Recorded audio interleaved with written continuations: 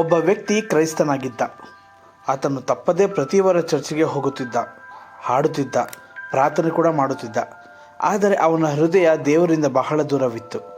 ಅವನ ಜೀವನದಲ್ಲಿ ದೇವರ ಜೊತೆ ಬಾಂಧವ್ಯ ಇರಲಿಲ್ಲ. ಅವನು ಕೇವಲ ಹೆಸರಿಗೆ ಕ್ರೈಸ್ತನಾಗಿ ಜೀವಿಸುತ್ತಿದ್ದ. ಅವನಿಗೆ ಯೇಸು ಹೆಸರು ಗೊತ್ತಿತ್ತು, ಆದರೆ ಯೇಸುವನ್ನು ಆತ್ಮದಿಂದ ಅರಿತಿರಲಿಲ್ಲ. ಒಂದು ದಿನ ಅವನು ದೊಡ್ಡ ಸಮಸ್ಯೆ ಮಧ್ಯೆ ಬಿದ್ದ. ಆ ಸಮಯದಲ್ಲಿ ಅವನು ಕಂಗೆಟ್ಟು ಹೋದ. ಆದರೆ ಒಂದು ಧ್ವನಿ ಅವನ ಮನಸ್ಸಿನೊಳಗೆ ಕೇಳಿಸಿತು, ನಾನು ನಿನ್ನ ಹೃದಯವನ್ನು ಬಯಸುತ್ತೇನೆ ಎಂದು. ಅವನು ಮೊದಲ ಬಾರಿಗೆ ಕಣ್ಣೀರಿನಿಂದ ಹೇಳಿದ, ಕರ್ತನೇ, ನಾನು ಹೆಸರಿಗೆ ಮಾತ್ರ ಕ್ರೈಸ್ತ ಅಲ್ಲ, ನಿಜವಾಗಿಯೂ ನಿನ್ನ ಶಿಷ್ಯನಾಗಲು ಬಯಸುತ್ತೇನೆ. ಆ ಕ್ಷಣದಿಂದ ಅವನ ಜೀವನ ಸಂಪೂರ್ಣ ಬದಲಾಗಿದೆ. ಅವನ ಹೃದಯಕ್ಕೆ ಕ್ರೈಸ್ತ ಮಾರ್ಗವು ಜೀವಂತ ನಂಬಿಕೆ ಆಯಿತು.